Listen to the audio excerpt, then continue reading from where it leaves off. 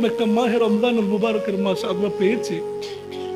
দেখতে দেখতে মাহে রমজানুল মুবারকের মাস চলে যাচ্ছে, এই রহমতের মাস চলে গেল, নাজাতের মাগফিরাতের দিনও চলে গেল। আজকে নাজাতের শেষ 10টা দিন, আজকে তার মধ্যে 3টা চলে গেল।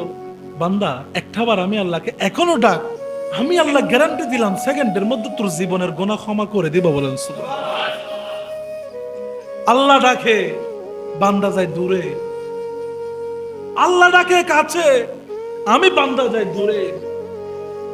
আমার নবী ডাকে মসজিদে, আমার নবী বলে এতেকাফে বসো, আমি বসি মার্কেটে, আমি বসি কেরামের দোকানে, আমি বসি শপিং এ গিয়ে জুমার আড্ডায়। এই মাহে রমজানেও কেরাম খেলাখেলি জুমার উপর। এমন এমন মসজিদ রয়েছে পুরো এলাকা থেকে এতেকাফ থাকি না, টাকা দিয়ে আমরা মানুষ রাখি এতেকাফের জন্য। কতই বড় দুর্ভাগ্যবান নসিব, দুর্ভাগ্যবান কপাল হল আমাদের এইরকম হয়। আল্লাহ আমাদেরকে কতই দয়া করেছেন, কখন বুঝবো, কখন বুঝবো? মাহে রমজান আসলে মদিনাতুল মুনাওয়ারার মধ্যে সাহাবায়ে কেরামরা, কিন্তু ইয়া রাসূলুল্লাহ, পেটের মধ্যে মাসের পর মাস খাবার না থাকলে দুঃখ লাগে না, উপবাস থাকলে দুঃখ লাগে না, ধন সম্পদ সব দিয়ে দিলে দুঃখ লাগে না।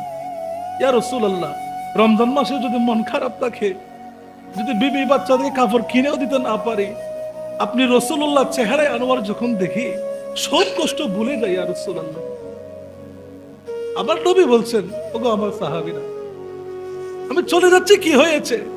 এতেকাফে বসে যাও, আমি নবীর প্রতি দরুদ পড়ো।